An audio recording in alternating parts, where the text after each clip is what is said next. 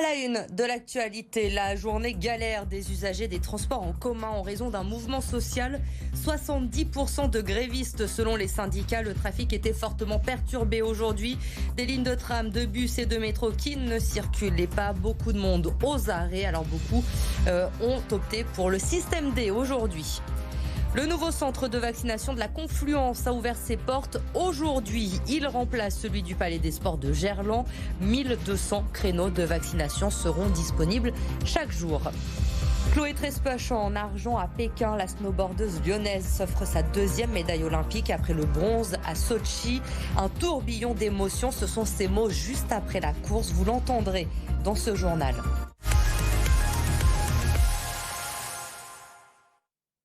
Comme annoncé, le trafic était donc fortement perturbé aujourd'hui dans les transports en commun lyonnais. Pas de métro C et D, pas de T1, T5 et T7. Plusieurs lignes de bus supprimées. Résultat, vous le voyez, beaucoup de monde aux arrêts de bus pour attendre les bus arrivés. Embouteillage pour monter à l'intérieur quand ils étaient là. Certains ont préféré miser sur la marche à pied ou le vélo et d'autres n'étaient pas au courant de cette grève. Mais globalement, tout le monde l'a pris avec philosophie. Écoutez ces réactions au micro d'Amélie Duchamp. On pense pas à nous les étudiants ou ceux qui travaillent et qui ont besoin vraiment des TCL. Moi ça allait, mais j'ai des amis pour qui ça a été super compliqué. Une qui avait un examen à 8h, elle y allait super tôt, c'est sa mère qui l'a déposé, mais bon, c'est pas du tout arrangeant quoi. On n'était pas au courant même sur le site. Sur le site TCL, on c'était n'a pas indiqué. indiqué.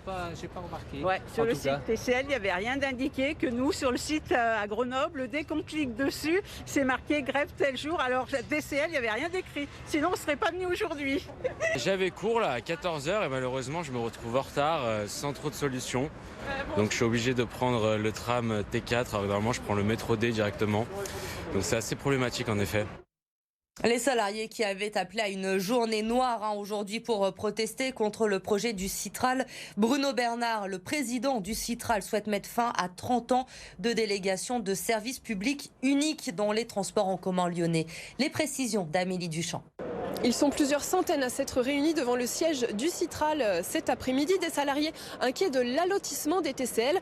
Alors l'allotissement en clair, c'est diviser les TCL en lots. Il y aurait un lot tram, un lot métro, un lot bus et un lot Rhône Express qui seraient tous gérés par des structures différentes. Les grévistes craignent donc de ne plus avoir les mêmes conditions de travail, les mêmes comités d'entreprise, les mêmes mutuelles et même le même salaire en fonction de la structure à laquelle ils seront rattachés. Aujourd'hui, ils veulent détruire les TCL, les 4500 salariés des TCL, et en faire des lots. Aujourd'hui, on rentre au TCL en tant que conducteur de bus, conducteur de métro, conducteur de tram, mais on n'est pas figé à ce métier. On peut avoir des passerelles pour passer de conducteur de bus, conducteur de métro. Demain, ce sera plus possible, puisqu'il faudra démissionner d'une entreprise pour rentrer dans une autre. Être conducteur, c'est être conducteur, dans n'importe quel mode. Bus, métro, tram, donc on a tous le même salaire. Et c'est très bien. Demain, c'est pas vrai. On va mettre en concurrence les salariés.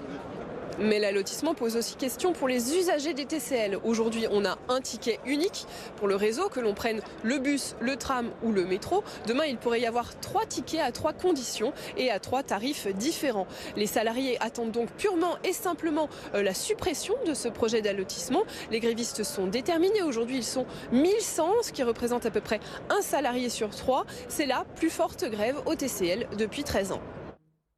Autre mouvement social qui se prépare à Lyon, celui de la police municipale.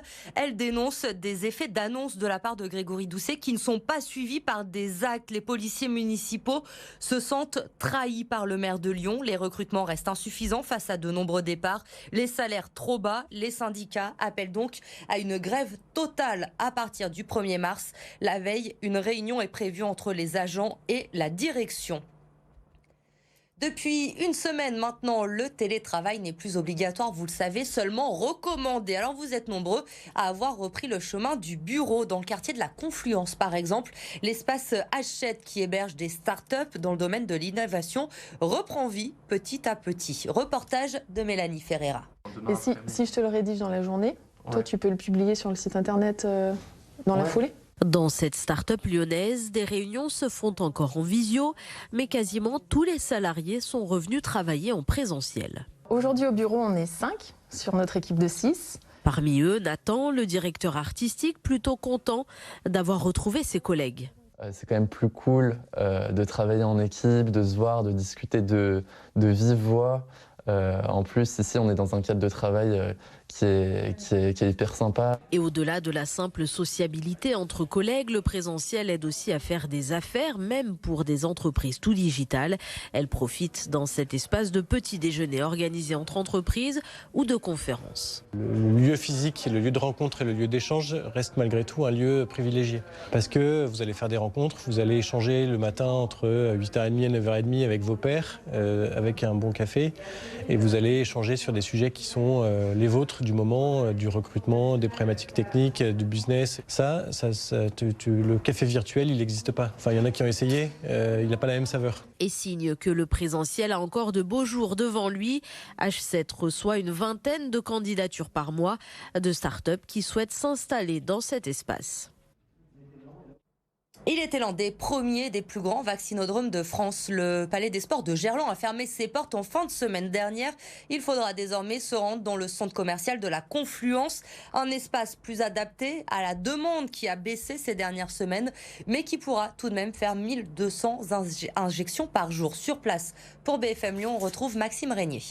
Il aura fallu 3 jours aux équipes pour déménager le grand centre de vaccination de Gerland, ici au centre commercial de Confluence. Dans ces locaux qu'occupait une grande enseigne de sport française, l'objectif est de 1200 vaccinations par jour contre 3000 auparavant à Gerland. Le lieu garde une grande amplitude horaire de 8h30 jusqu'à 20h et devrait permettre à de nombreux Lyonnais de venir se faire vacciner avec ou sans rendez-vous tout en faisant ses achats. Une file de vaccination a été ouverte spécialement pour les enfants de 5 à 11 ans.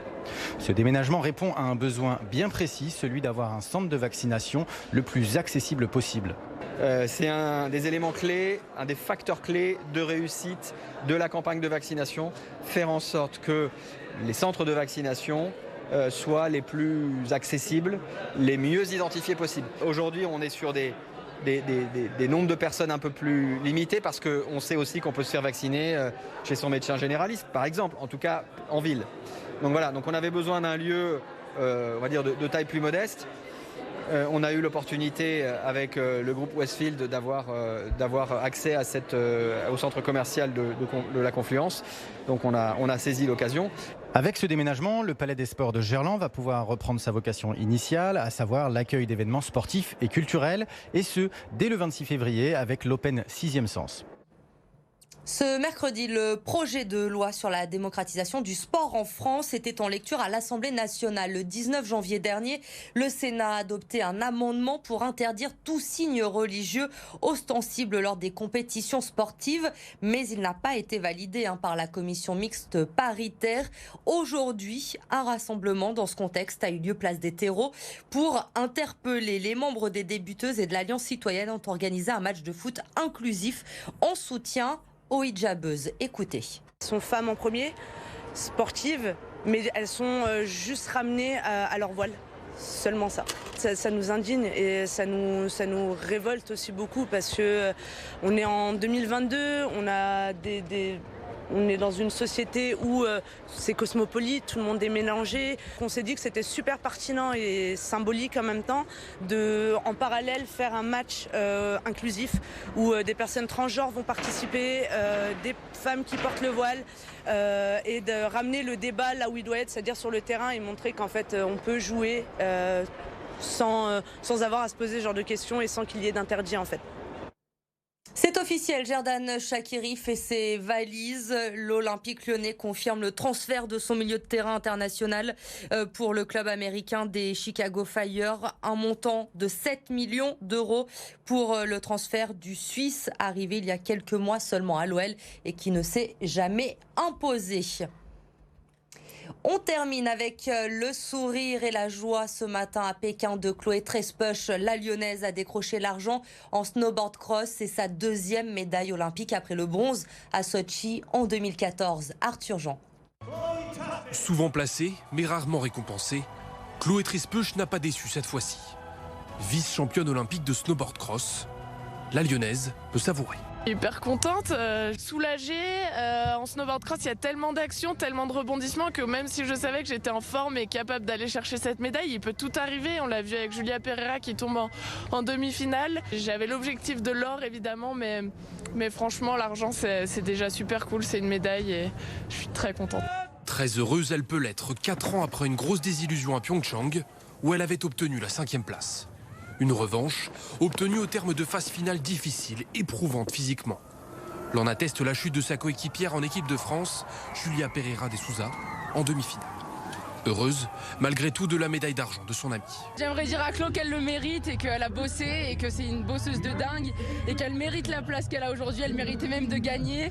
Et voilà, même si je suis très déçue pour moi et ma performance, je suis très heureuse pour Chloé et voilà, elle le mérite. Et puis c'était sûr, c'était écrit, c'était sûr qu'elle allait faire une médaille. Une médaille, la 6e pour la délégation française dans ces Jeux Olympiques de Pékin. Décidément, le snowboard français assure, puisque Chloé Trespeuch permet à la France d'obtenir son 8e podium sur 9 possibles depuis 2006. En attendant, bien sûr, la compétition masculine et l'épreuve mixte, où l'équipe de France aura sa carte à jouer.